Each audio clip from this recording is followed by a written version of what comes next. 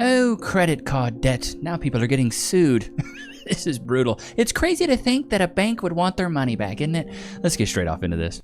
What's up, guys? So let me give y'all a story time about what happened today. So I'm home, just chilling this morning, drinking my coffee. All of a sudden, I get a knock on the door, and it's the sheriff from the courthouse. FBI, open up! That came here to serve me some paperwork because... Did y'all hear that, chat? It's that little chirp in the background. You gotta love it. I can hear a single mom. I don't know. I may be way off here, but maybe the hair dye has gotten to your brain. Credit One is suing me for an old debt from 2021. Who would have thought that credit cards are suing people now for an old debt? That's never happened before, to me at least. And I literally got served, and they're telling me you got served. When the sheriff knocks on your door and serves you papers, that's like when you tell a joke so funny that HR wants to hear it. Gotcha, bitch. I have 30 days to get in contact with them and try to make an arrangement. Now, let me know who has that happened to, or who's ever heard of that, because this is the first time I ever hear about a credit card company suing anyone, like, especially from like 2021. Okay, she's making... That's why they're suing you, is because it's been that long. Maybe it's been multiple years. It's been multiple years and you ain't paid that back. But I'm telling you guys, if you do have credit card debt, this is something I did with Chase Bank. Back when I lived in Austin, Texas, I was broke as a joke. It was bad. I was a traveling musician. It wasn't good. The money really wasn't coming in. So I was paying rent on a credit card, which I know. Stupid. I know. I'm not saying I'm bright here. I'm not the brightest crayon in the box or the sharpest tool in the shed, or even the sharpest tool in the crayon box or the brightest color in the shed. I'm neither of that, okay? Pretty slow. But took me a while to figure this out. Anyways, I was paying my rent on a credit card. I had racked up about maybe $6,500 worth of credit card debt, and I was like, man, how am I ever going to pay this off? I need to contact Morgan & Morgan. But for real though, my dildo, I basically called up the bank and said, hey, I know I got $6,500 that I owe you guys. I'm going to keep it a thou wow. I don't got it. I don't have it. And I won't have it anytime soon. Is there any way we could do a little deal? Maybe we could settle this debt. Huh? What do you say? Me and you? You and me? Strike a deal, maybe? Deal or no deal? Spin the wheel? Do you feel? So basically what happened was I called them up and I said, hey, I don't have it. What could I pay off right now, today, cash? I'll wire you the money. And turned out I just had to pay $1,500. And I was like, bet, I got $5,000 for free. That's a bet. So if you do have credit card debt, call the company. You may be able to settle it for way less. And they're like, hey, just pay $1,500 and we're cool, we're square. I was like, man, I need to do this every 6 months. I never did it again, but sometimes you can settle your debt. Chat, has any of that ever happened to you? Let me know a story in the comments. Count your days. Count your mother days. Y'all sued me for a credit card that you gave me 10 years ago, and you gave me a $10,000 credit limit at 21 years old. Okay? Damn, 10 bands at 21? That's crazy work. You sued me. I get it. I didn't pay it back. That was my fault. I fell on hard times, okay? I had a lot of shit I went through, okay? So I didn't pay him. Y'all sued me. I tried to work with the lawyer and say, hey, I can only afford $50 a month, okay? I can only afford $50 a month. Like, literally, I work 3 jobs. I do DoorDash. I don't know. What else do you want from me? They said, no, 160. And I was like, well, no, I can't afford that. And then they said, oh, well, can you borrow money from someone? No. Let me ask you this question. How much were your tattoos? What about that lip piercing that you have? How much was that? How much was that? If I could borrow money from someone, I would, and I would give it to you. Trust me, I'm not trying to say I didn't do it, but I don't have the money. I don't have it, okay? So y'all sued me, and I got a letter because the judge ruled in favor of them, obviously. But I got a letter, and the letter pretty much says, hey, so you gotta pay this, and there's gonna be interest on it until it's paid in full. I love it. Duh, dude. What did you expect, bro? What did you expect? What did you expect? Do people just expect free money from these credit card companies and that nothing is going to happen to them, dude? If you borrow money, like, just be glad you didn't borrow money from the mob. Because if the mob ain't getting their money back, guess what they're taking? A pinky. A finger, buddy. They're not going to be so simple as to take it to court. This is something I understood at an early age, though, and I was broke as a joke. I was so broke, I couldn't even pay attention. Shots fired! But, chat, put a 1 in the chat if this was you. I knew at an early age if I got a credit card, I needed to use said credit card like a debit card. You spend money on the credit card, and the only money you spend on that credit card, you should have it in your debit account. You should be able to spend the money on the credit card and pay it off immediately. That was my philosophy. So I didn't get a credit card until I was well off in my 20s, and I didn't have the money to pay for things that I had to pay for, like rent. And then I started putting rent on a credit card, which was probably one of the dumbest things I've ever done because it murdered my credit as well. Luckily, I've got my credit score back up. And the last time I checked, it was an 800, which I'm very proud of. Very proud of. Took me a long time, though, chat. Took me a very long time. But I understood that to pay off a credit card, you had to have that in the debit account. Did you guys know that, or were you bamboozled? Because I was getting stuff in the mail at 18 years old, which I think is pretty awful, that we're sending kids straight out of high school that don't really know anything about finances, taxes, balancing a checkbook, or anything, that we're sending them stuff for credit cards with $5,000 limits. Bro, if you would have gave my 18-year-old self a credit card that had a $5,000 limit, I would have went and blew it. Absolutely blew it. It would have been a flat tire, just straight blown. It would have been bad. I would have just wasted all the money, dude. Now I'm at Mills Plus. I've got to fax some paperwork to the magistrate court because a certain someone had me take out a bunch of credit cards, promised to pay them. My credit score was like at a 700, and now it's like, I believe, at a 400 and something maybe. But bro, you can't even ask for a favor with a credit score that low. Shots fired! You can't even get a favor. Hey man, let me get a pat on the back. You can't even get that. So yeah, someone's trying to sue me, so I have to go to court. So here we are, Miles Plus. Let's get this faxed. So this is like brutal, dude. Brutal, man. Like, but I feel like a lot of people go through this. A lot of people have credit card debt and they haven't paid it, and they just have to go to court. Capital One will take you to court. Guys, Capital One is known one of the biggest credit card companies that will take you to court, chat. and this happens when you take too long to pay a collection. The reason this happens is the client will get multiple collection letter companies from the third party, and when they don't respond after a few months or years, they end up taking the client to court. Now, how do you stop this? The best way to do this is once you get a pre-trial letter from that company, you want to call and negotiate for 50% of the amount due. This is going to help you save money and also requesting a pay per delete. now this 50%? I don't know, man. I'm going for more than that. I'll give you about 13%. I don't know if I'm going to go for the whole... You know, I'm not going for no 50%. I ain't paying half of it. I'll pay a quarter of it. How about that? Best I can do is $350. You know what I mean? I'm not trying to pay all that. That's my thing though. But a lot of people, I guess that's sometimes the best you can do. Come with me to get sued. Yeah, we're getting ready. We're already ready. Do I look like suable? I don't know. I didn't do nothing wrong. I just didn't pay my credit card for like 2 years. It's currently 8:45. I get sued at 9:30. So let's go. All right, guys. So I have to surrender myself by the end of the day. I'm going to jail for 6 months. Just kidding. 6 months, right? Little like no light, bro. Capital One just went nuts on everybody in Milwaukee. There was like 20 people there, and they were all from Capital One. We gotta do better with credit cards. Stop giving us credit cards, please. again shifting. Yeah, I don't know.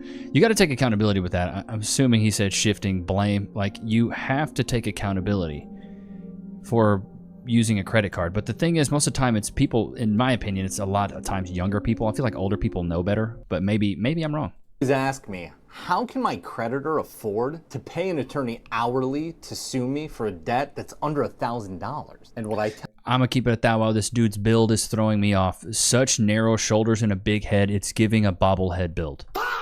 I'm so confused right now. tell them is, it's because most This of dude must be like 5'3", these law firms which is no hate on the short kings, but it's just an odd build. are mills who work on volume, don't charge an hourly fee, but instead are simply compensated a percentage of the amount they collect from you. These debt collection mills file as many lawsuits as possible on behalf of large credit card companies such as Discover, Capital One, and Citibank. Like any industry, You have pigs and you have hogs. Pigs get fat, but hogs get slaughtered. One such hog was a place out of New York called Forrester and Garbus. This law firm filed 99,000 lawsuits over a 3-year period. If they worked every single weekday during that time, that would be 380 suits per day. So maybe it's only a few $100. God, 380 suits a day? I thought I had a lot of suits with 5 or 6, chat, but man, that's a lot of suits, brother. Goodness gracious. What is it, Lokes? You're looking real cute back there, buddy. Would you like some? Sorry, I forgot to grab it, dude. My bad.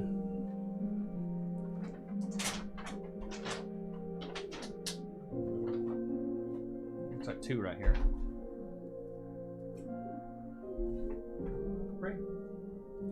Sit.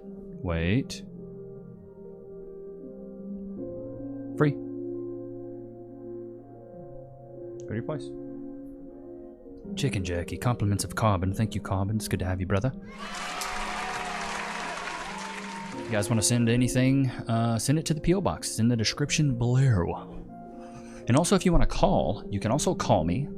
Let me pull up the number here. I do have a number where you guys can call. Let me double check this number here. What's up, y'all? Welcome to the Levi. Sorry about that. It's at my homepage. 512-714-2188. It is on my main screen here. 512-714-2188. Give your boy a call. Just don't call me right now because I'm recording. I guess kind of counterintuitive. Like, yeah, call in, but don't call right now. If you call right now, you know, I'll be busy. Was that good, Looks? I'm glad. Oh, I'm getting sued by Chase Bank. Brutal. I wish I was kidding. If you've been here a while through my campaign, you may remember this video. I pull up my bank account app and my account is in the negatives, like hundreds of dollars in the negatives. I'm like, what happened? And there was a transaction from Chase Bank that I did not authorize, and they completely cleaned out my entire bank account. So that video goes on to say that I was Chase Bank was like, gotcha, bitch. I'm gonna go ahead and need that. On the phone with Chase for 3 hours asking them what happened, if they can cancel the transaction. They said no, they can't cancel it because it's pending. They can't refund it, and there's nothing they can do. And this was on a Friday going into the weekend. They left me without any money, and I ended up having to borrow money from my mom and my brother. Okay, so the first part. I mean, my thing is dude, don't borrow money you can't pay back.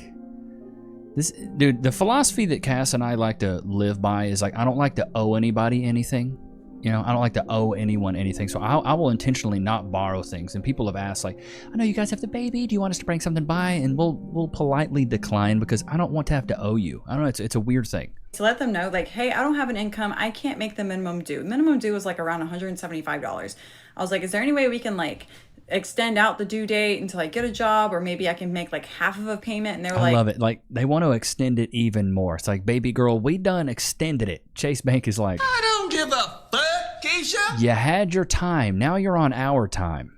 Nope, this is what you do. You got to pay it by the due date, or you're going to hit late fees. Well, I couldn't give Chase what I didn't have. So I had to miss a few payments. And by the time I got a job, I went to go make a payment because I was making money now. And I see that my minimum due had over than doubled. And so I called Chase. I said, hey, I have a job now. Can we get my payments back to where they were? Because now it's like over almost $400. And they're like, nope, sorry. You have all these missed payments plus the late fees plus the interest that has accrued. This is what you owe, pay by the due date.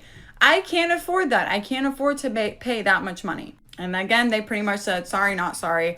You have to pay the money. And this is why I think... Yeah, dude. Hey, it sucks, dude. It really does.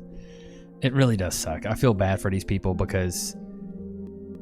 Actually, I don't feel bad for these people in a lot of ways. I feel bad, but then I don't feel bad because I've been broke, man. Like, chat, put a 1 in the chat if you've ever been poor. I've been poor, and it sucked. It really did suck, man. It was never fun being poor. So I feel bad for them in the fact that they can't afford things because I've been there. But where I don't feel bad for them is borrowing things that you know you can't pay back. If you were going to spend all that money and you knew you couldn't pay it back, why did you borrow it in the first place? Why were you so ignorant? You're ignorant. Just so ignorant. The new Michael Jackson biopic. You guys seen that trailer? Sorry, that was just, I don't know where that came from. But if you're dumb enough and ignorant enough to borrow money that you know you don't have, then you kind of have to face some consequence. This is the real world out here. Money just doesn't appear from trees. You don't just go, money. It doesn't happen like that. But it's also a vicious cycle, right? These people will go get into a bunch of credit card debt, and then they go get another credit card to pay off the credit card debt. Now they got credit card debt on that. It just compounds. It's brutal. That's why I say live below your means. If you can't figure out the whole credit card situation, just have a debit card. I had a debit card for years until I started doing credit cards. Like, chat, do you guys do a credit card? I have a couple credit cards now, but that's it. But then I use them, and then I pay them off through my debit account real quick like. 19th happened and they just emptied my bank account to make my minimum due payment. And so like I had to shut down my whole bank account, open a fraud claim, get the money back, and open a whole new bank account because of this whole thing with Chase. Well, now here we are a year later and they are trying to serve me papers. They have not served me papers yet, but I found out today on the phone while I was trying to make a payment that they gave my account to this law firm to collect on their behalf. I offered them $2,000 today. I was like, can we settle for $2,000 today? I don't have $2,000. I just wanted to see if they would say yes. They said no, that their client would not accept that little amount when I owe $13,000. Mind you. You owe 13 and you offered 2. I mean, you got to do a little bit better than that. You got to at least offer 4 or 5 bands. Because like I said, I owed $6,500. I gave them $1,500 and they was cool with it. I did not borrow $13,000. I did not spend $13,000. That is how much accrued from late fees and interest and me like not making the payments. This is where I asked for help. I know right now it's the government shutdown. People are about to lose SNAP benefits and it's the holidays. So I don't even know if anybody has anything that they can help with. But if here we go with the e-begging. Oh my God. You can help. I have a Cash App and Venmo in my bio in my link tree. What I do for people that do that, bro, I have people that hit me up on IG and they be like, hey, can you bless my Cash App? And I will straight up be like, Lord, please bless this man's Cash App. Please bless their Cash App. May blessings rain upon their Cash App. Or what I'll do is I'll request money from them. I just hate, because dude, I never did that. Like I've never gone out and be like, hey man, if you all of you guys just donated $1 or $5, man, we'd be fine. Like the e-begging's crazy. Go out there and figure it out. Go get another job. Go hustle. Go sell something online. There's so many ways in America you can go out there and make money besides e-begging online. Go start creating content. Like, yeah, you're telling your story, which is great. But then when you start asking for money, it's so sleazy. Have a dono goal for something, you know? Like, I don't know. It's just odd to me when it comes to the e-begging. It's even like the live streamers that do the subathons. Chat, you know what I'm talking about? Put a 1 in the chat if you agree. It's like, well, chat, you know, the stream's going to end if people don't start subbing. It's just this whole e-begging. It's the begathon of it all. It's just, I don't know, it's just distasteful. For a friend, what happens when you get sued by a credit card company? What should you do? Should you get an attorney? Should you pay them back? Should you try to settle? Should you try to contact? Pay them back would probably be the best idea, but you're already getting sued. So, yeah, try and pay them back. Like the credit card company? What happens if you owe other credit card companies? Should you try to figure out a payment arrangement even though you can't pay for anything right now? Bankruptcy is on the table. I will say that. I think there are so many Americans right now that are going through the same situation where they have to stop paying for their credit cards to use that money for groceries. Otherwise, you pay for your credit cards, but then you end up using that same credit card to pay for your groceries, so it's like a never-ending cycle. Then you also have to pay your mortgage, your rent, your bills, the utilities, things that absolutely need to be paid, daycare, groceries, gas. And I would like to add to this. I know it's the constant victim mentality of it all, of like saying it's not my fault. I have to pay all these bills. They're your bill. They're your bills. You're an adult, dude. Life isn't fair. It sucks sometimes, man. We all run on hardships. I'll tell you a hardship I had. Chat, let me know some of the hardships you had in the comments. But I was in college, and I remember this was my sophomore year of college. I was completely flat broke. And I had moved into an apartment with my buddy, and I didn't know how I was going to pay the rent the next month. So I had to go ask my grandparents and my mom and my godmother at the time to let me mow their yards so I could pay rent. And I would go back to my hometown and mow yards to pay rent. My rent was like maybe $150. So it wasn't a lot of money. But to a college student at the time, $150 is a lot of cash, right? But I remember I had bought a mirror from my neighbor because she's like, hey, honey, I'm moving out. I heard you're going to college. Congratulations. I've got this mirror in here. She goes, I could give it to you. And I was like, well, hey, I have $5. I'll give you $5 for it. She's like, you don't have to. I was like, no, let me buy it. $5. Cool. Got it from her. I remember I set it on the ground and I sat in this apartment where my buddy wasn't there. And literally all I brought to this apartment was a bed frame, like a mattress and a bed frame, a laptop, and this mirror. And I sat down in that mirror, like set it on the ground, I sat in front of it, and I just cried. Dude, I was so distraught. I was like, how? I was looking at myself like, this is me. I feel so like I'm done. I'm cooked. It's over. Like I can't make any money. School's hard. I'm struggling in my classes. I just remember that was like a big breakdown moment for me. It totally sucked. I hated it. But, you know, I kept telling myself, hey, when you're at the very bottom, there's only one way to go, and it's straight up. I was like, you know what? I'll make it out of this. If this is as bad as it gets, at least I have a roof over my head. I can eat ramen noodles and, you know, canned beans if I need to. I'll be farting a lot. My sodium won't be crazy, but I'm skinny, I'm active, I'm cool. I'll do that. And I just kept telling myself, I'll make it. And eventually I did. I made it out. I graduated college, went and got a job, moved to Austin, and my life is much better now. I mean, look, we're at 300,000 subscribers now. So I'm just saying, chat.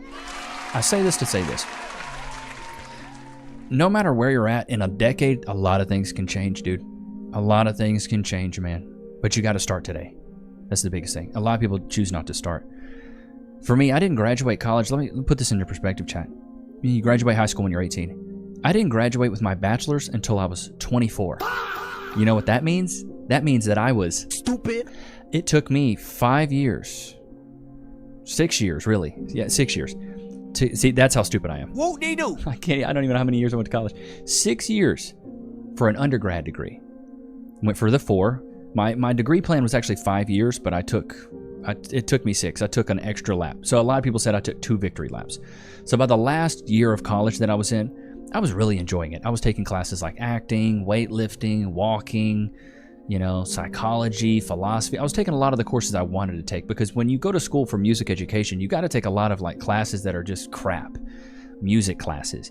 I had to learn how to play clarinet like Squidward. I had to learn all the instruments of a band, of a wind ensemble on a 6th grade level. I had to take a clarinet test. I had to take a trumpet test, a French horn test. I had to learn do, re, mi, fa, sol. I had to do all that. I had to do student teaching in Royce City, Texas.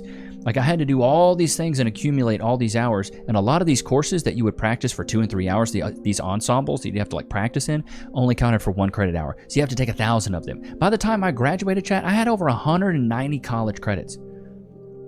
So at the end of it, I was all on scholarship. At the end of it, they're like, hey, we're done giving you scholarships. You've already tapped out. You have 185 credits. You got to pay for this.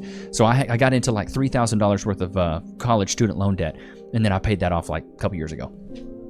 But I say all this to say this.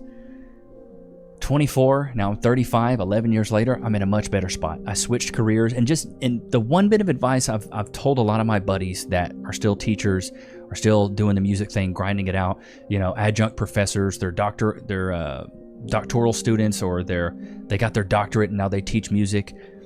They're like, man, I just don't make a lot of money. I'm making 50 to 60K a year and I'm grinding all the time. I'm like, hey, it's never too late to reinvent yourself. It's never too late to switch gears and change lanes, man. I graduated with a music degree. I thought I was going to be a music teacher for the rest of my life. That's what I thought. But I said, buck this. I want to make some coinage. So I went and got a sales job, and I was in corporate sales for like a decade. I took a hiatus here and there to play music professionally. But I was in it for a decade. And that's where I made my first 6 figures, was on the phone selling people things. If you would have ever told me when I was in college, hey, you're going to go and be pretty much a telemarketer, I would have been, yeah, you're crazy. I'm never doing that. But I made the most money I've ever made on the phone. And that's where I think that translated to being able to go on YouTube and just be able to talk. Now, I'm not a snake oil salesman. I'm not trying to sell you guys anything unless you want a dog. But you guys smell what I'm stepping in, don't you, chat?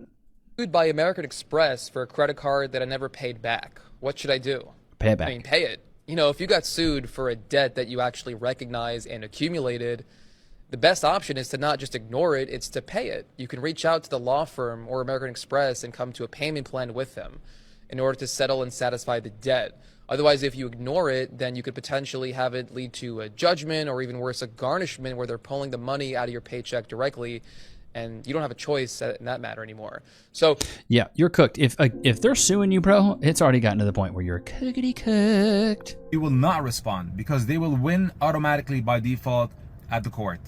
Debt collectors like the ones up here will garnish your wages if you ignore debt lawsuits if you've been served by one of them. When you get served, you have to respond. So this could be just as... That's crazy, bro. I would be so mad if all of a sudden I just saw my checking account was minus $5,000. I'd be where did that go? What's going on? I don't know about you, Chad. I'd be freaking out.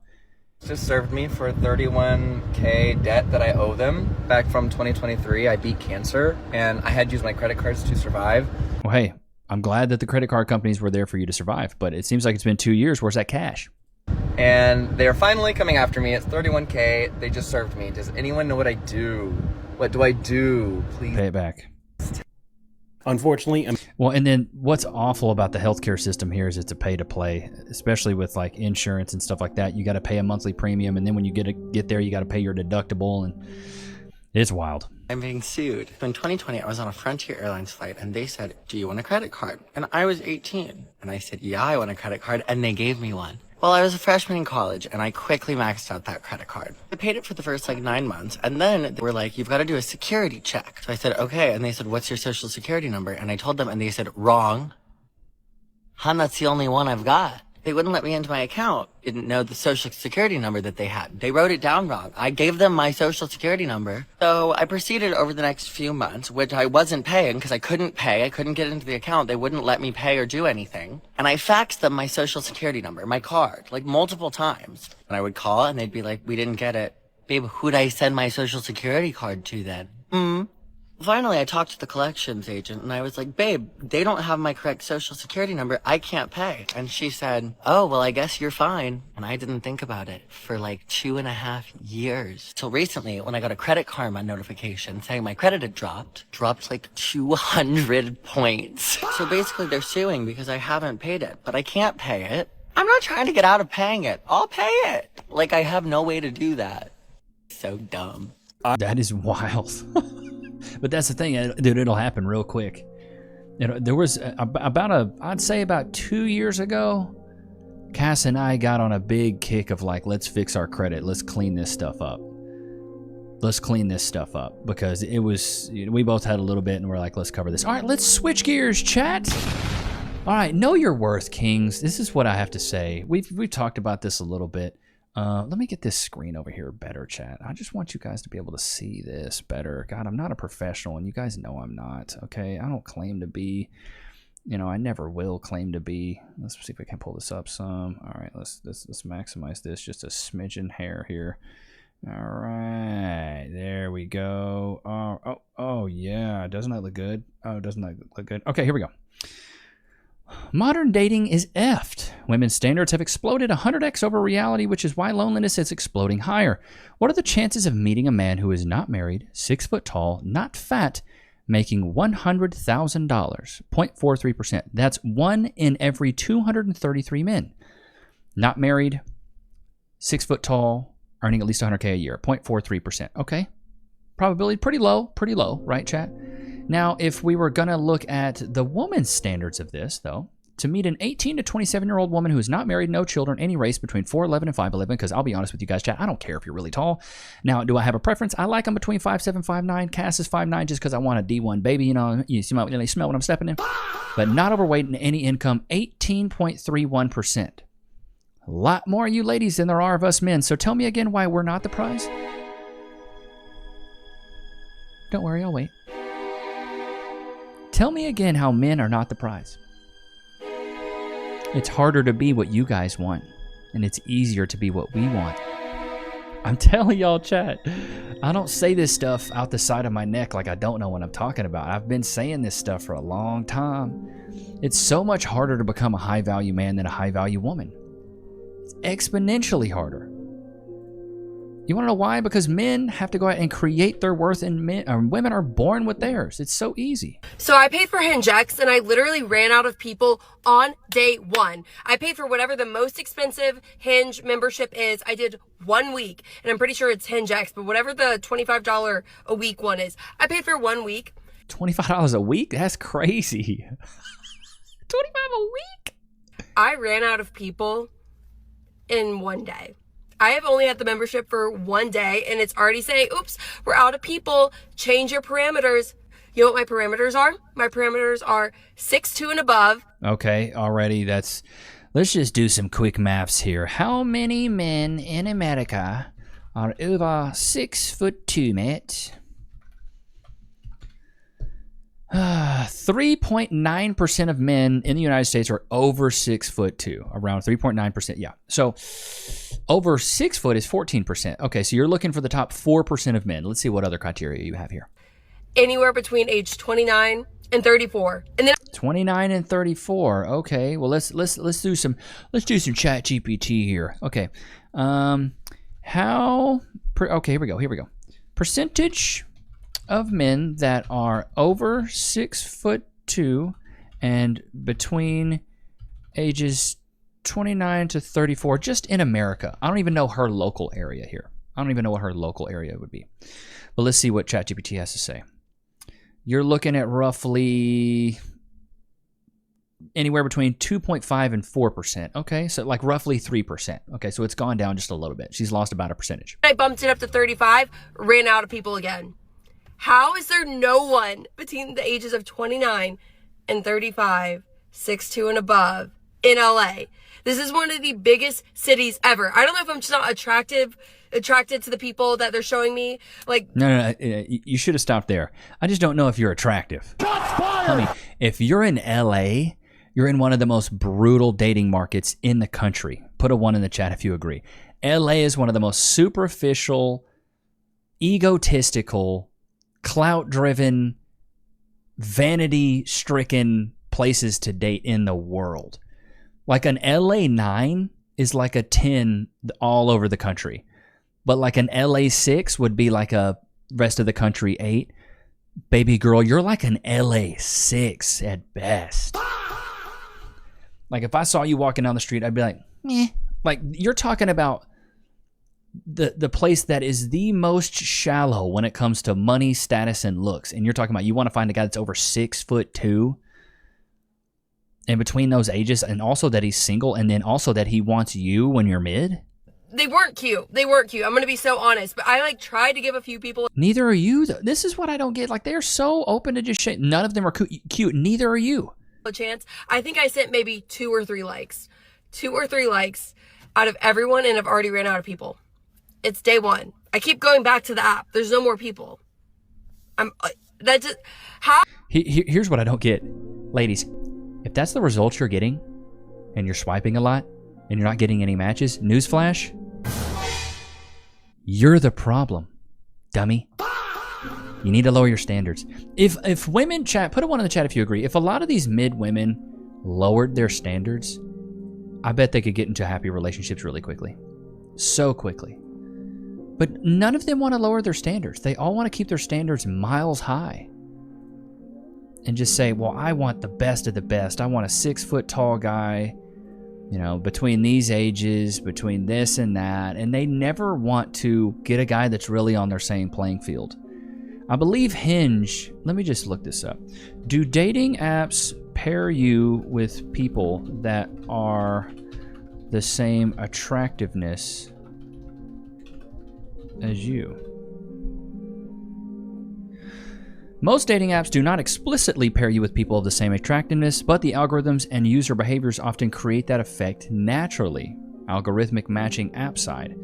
Apps like Tinder, Hinge, and Bumble use ranking systems to prioritize users who get similar levels of interest. In practice, this means that users who get lots of right swipes are more likely to be shown to others who also get a lot of right swipes.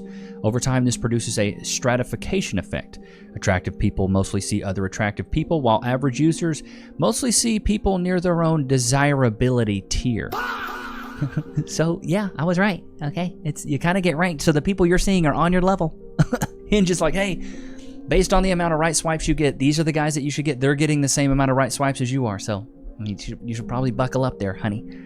But women will never say that. That's why mid women always want exceptional men. But men will accept a mid woman as long as she's fit, feminine, friendly, cooperative, submissive, no kids. She's quaint, uplifting, elegant, empathetic, nurturing, and natural.